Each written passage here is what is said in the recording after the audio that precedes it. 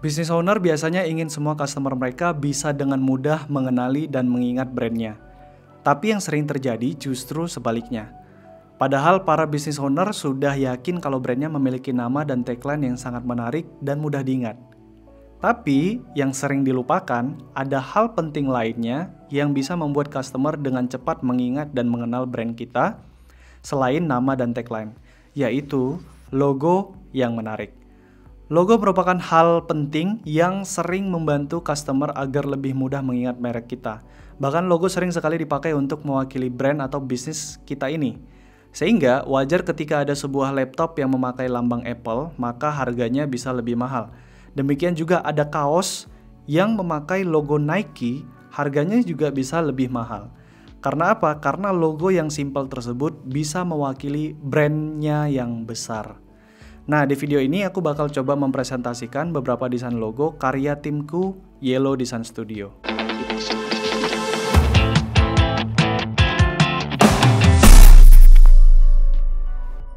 Hello guys, welcome back to my channel Alvar Designer dan Freelancer. Ketemu lagi dengan aku, Rio Purba. Terima kasih masih stay tune di channel ini teman-teman.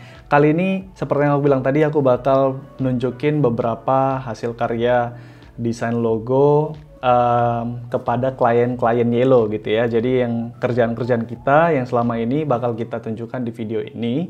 Dan kita hanya memilih beberapa saja teman-teman ya, beberapa saja yang sudah dipublish gitu dan dipakai oleh perusahaannya langsung.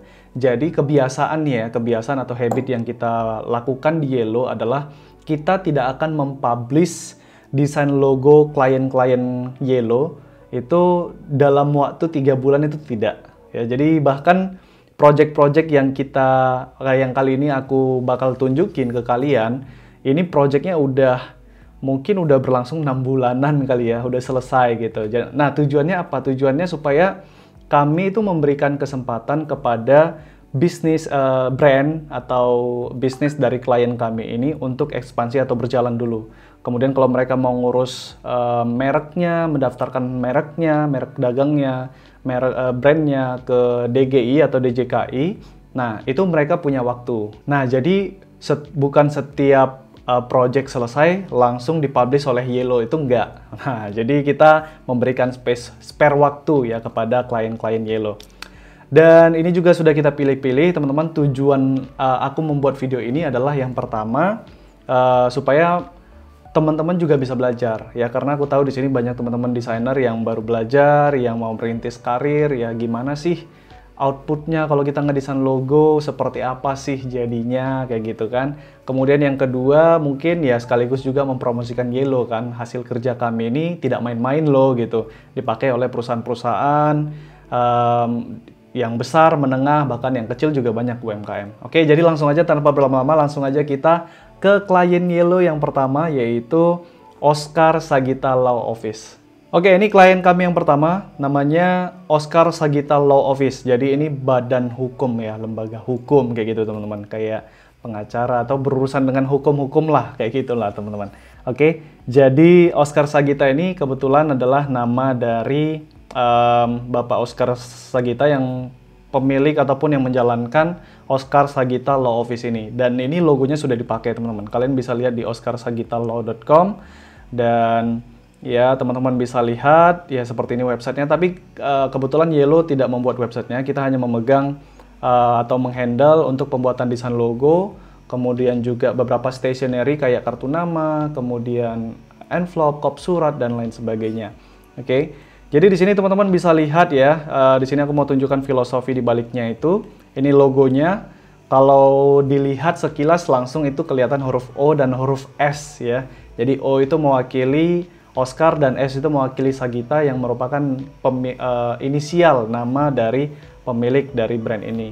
Kemudian kami mengambil atau mengadaptasi bentuk lingkaran ini, lingkaran ke dalam logonya, itu supaya melambangkan balance atau keseimbangan teman-teman. Jadi kalau lembaga hukum itu kan nggak boleh memihak ke kiri atau ke kanan, dia harus balance kan. Makanya simbol-simbol lembaga hukum itu atau yang berkaitan dengan hukum itu kayak timbangan kan, ada timbangan. Nah tapi kalau seandainya kami menggunakan elemen timbangan di dalam logo ini, logonya akan terkesan generik dan ekonomis gitu, karena udah terlalu banyak yang pakai elemen timbangan untuk lembaga hukum. Nah, jadi di sini kami membuat filosofi yang sedikit abstrak ya, namun tetap mudah dikenali dan memang betul-betul bisa mewakili atau merepresentasikan bisnis tersebut. Oke, jadi ini bentuk logonya teman-teman. Kita coba lihat beberapa aplikasinya. Ini kayak di beberapa mockup, kalau ini dicetak emboss gitu ya, di kartu nama misalnya jadinya seperti itu. Kemudian di kartu nama, di mug, kemudian ini di beberapa tampilannya di beberapa story, kemudian di buku atau note seperti ini ya. Dan di stempel dan lain sebagainya. Nah, jadi kita sangat senang sekali ya logo Yellow itu bisa dipakai dan klien kita betul-betul suka dengan hasilnya, dan ini kepuasan tersendiri bagi seorang desainer gitu ya kalau misalnya logo yang kami rancang itu betul-betul dipakai dan disukai oleh klien. Wah, keren ya. Nah, kalau kalian ada yang pengen ditanyain mengenai desain logo klien Yellow yang pertama ini, ya silahkan tulis komentar atau saran kalian atau pertanyaan kalian di kolom komentar di bawah video. Kita lanjut dulu ke klien nomor 2.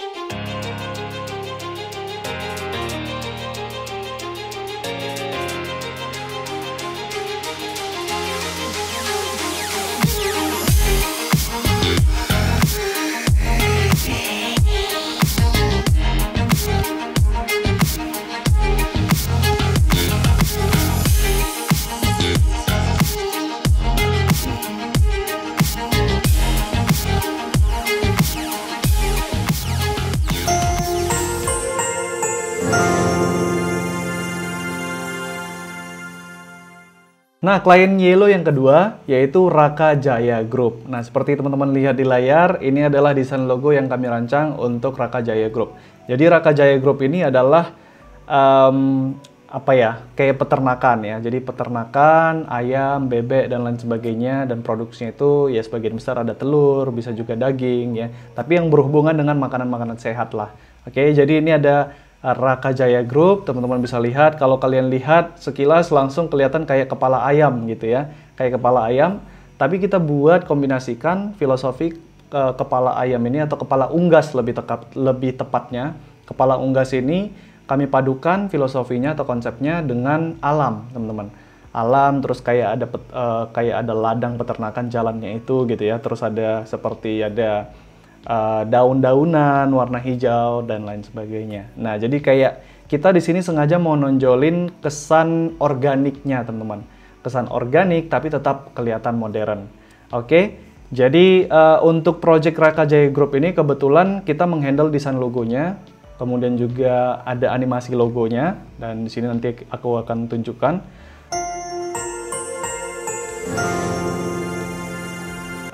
Oke. Jadi ini untuk animasi logonya, kemudian juga kita handle untuk company profile-nya, teman-teman. Jadi desain company profile-nya, ya, 3 item utama ini yang kita handle untuk Raka Jaya Group. Dan kalau kalian ada pengen kerjasama mungkin ya, kerjasama atau menjadi investor ya mungkin ya, atau gimana lihat produk-produknya sekedar untuk menjadi pelanggan, nah langsung aja ke rakajaya.com. Nah, kami juga cukup senang sekali logo yang kita rancang di Yellow itu sudah dipakai, ya diaplikasikan langsung di Raka Jaya Group. Salah satunya adalah di website ini, teman-teman bisa lihat websitenya sudah jadi. Tapi bukan kita yang ngedesain atau membuat websitenya ya, kita hanya handle untuk desain logonya saja tadi.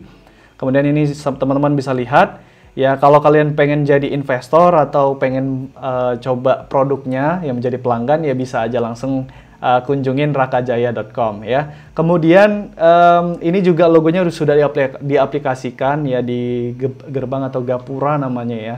Di gapura di Raka Jaya Farm di kantornya ya.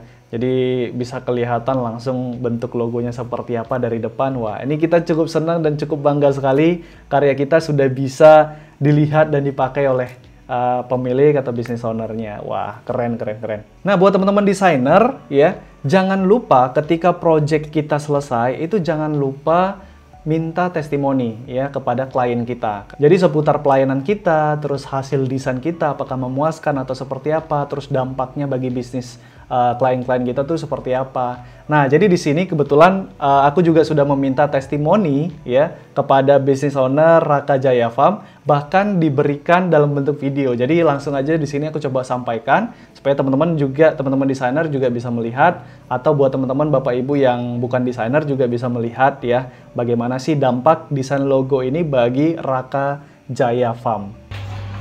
Halo, perkenalkan saya adalah Kurniawan. Saya adalah founder dan CEO dari PT Raka Jaya Farm.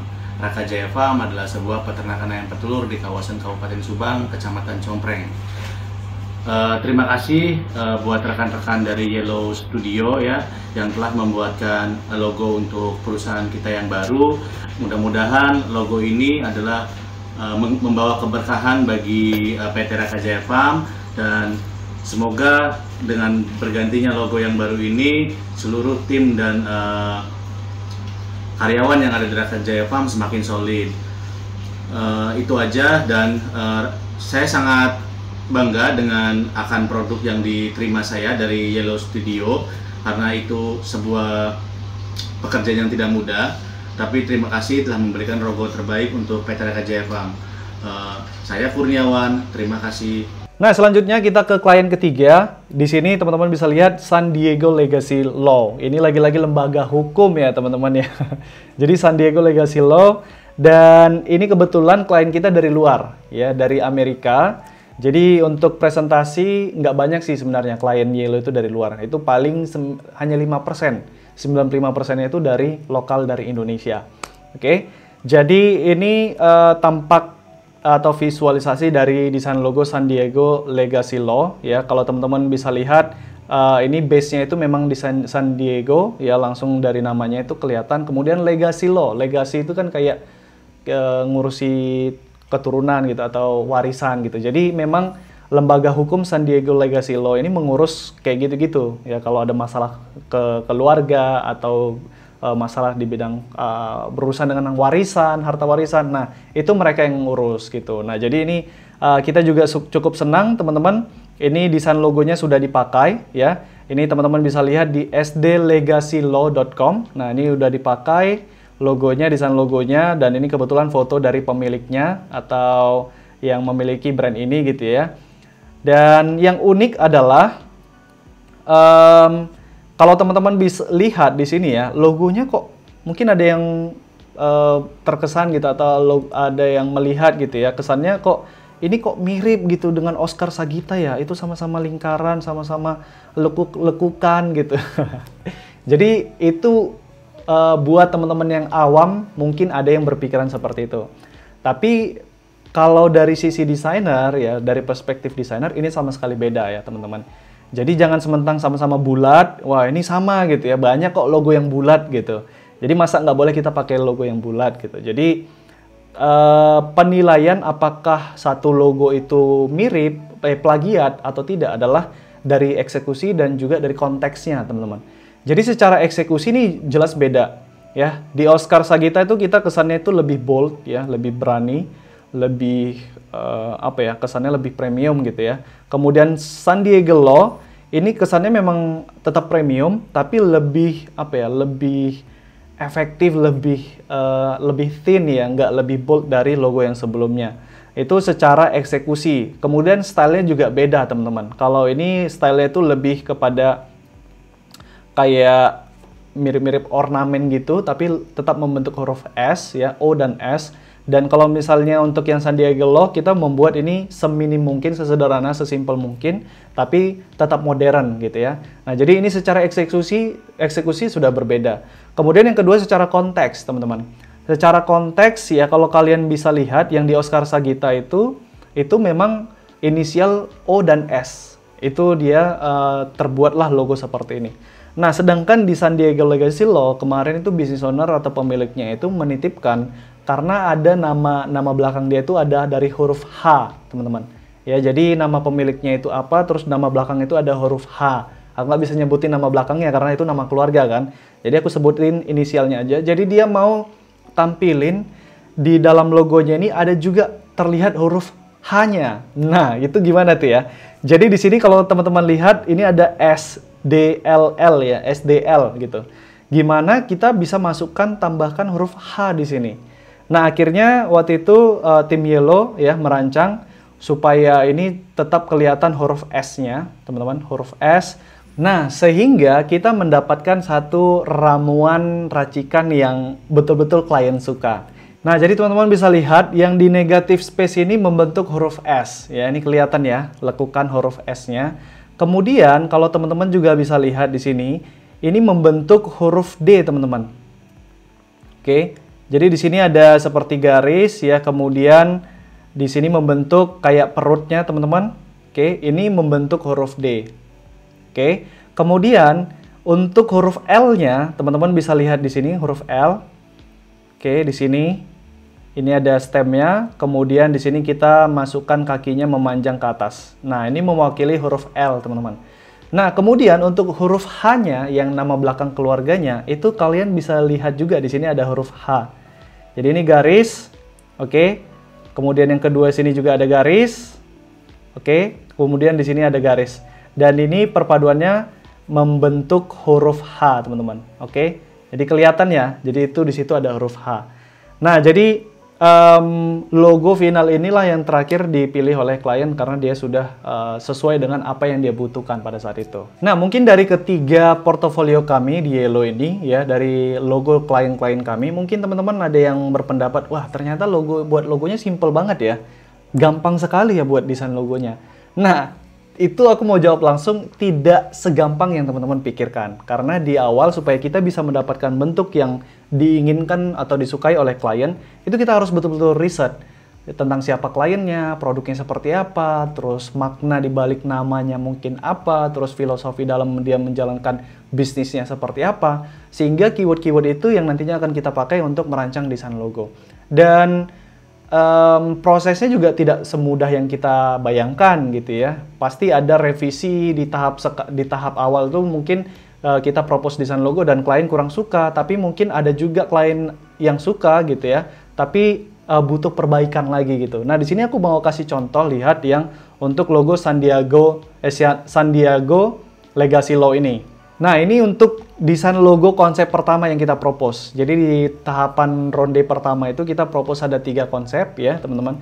Dan ini salah satunya klien kita presentasikan ya, ternyata klien tidak suka. Oke. Nah, ini konsep ketiganya teman-teman, kita presentasikan lagi kepada klien, ternyata klien juga tidak suka. Nah, barulah di konsep ketiga ini mulai mendapatkan titik terang. Klien udah suka karena ini mewakili, ada teman-teman bisa lihat di situ ada huruf S ya. Nah, secara konsep dan konteks ini sama dengan logo final yang sekarang dipakai oleh San Diego Legacy Law ini, teman-teman. Ya, jadi ada huruf S, ada huruf D, ada huruf L, dan ada huruf H.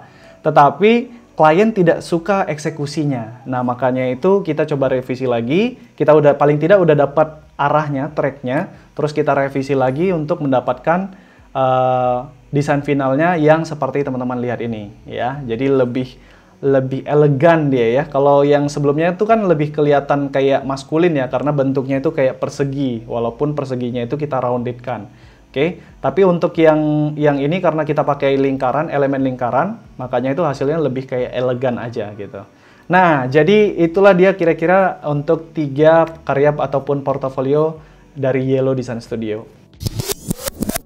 Jadi overall, semoga video ini tetap bisa bermanfaat, ada yang teman-teman bisa pelajari dan ada yang bisa teman-teman bisa dapatkan gitu ya. Dan jangan lupa bantu support channel Rio Purba dengan share video-video Rio Purba termasuk video ini ke teman-teman kalian, ke desainer-desainer kalian ya, kemudian ke grup-grup desain kalian ya, supaya semakin banyak kita belajar dan semakin banyak kita sama-sama berdiskusi di video ini. Nah, buat yang pengen lihat lebih lanjut ya, buat klien-klien Yellow yang aku bahas di video kali ini, aku sudah cantumkan sosial media ataupun website mereka di bawah deskripsi, di bawah video. Nah, siapa tahu teman-teman butuh jasa mereka ya, tadi ada yang untuk lokal aja deh, Indonesia ya. Jadi tadi ada Mas Oscar Sagita, kemudian ada Raka Jaya Farm. Siapa tahu teman-teman pengen coba produk ataupun service jasa mereka. Nah, aku sudah cantumkan link website dan juga sosial media mereka, klien-klien kami itu di deskripsi di bawah video. Oke, itu aja teman-teman. Terima kasih sudah menyaksikan video ini. Kita jumpa lagi di video berikutnya. Terakhir, sebagus-bagusnya desain ada aja yang nggak suka, sejelek-jeleknya desain tetap ada orang yang suka. Jadi mau desain kalian bagus atau jelek,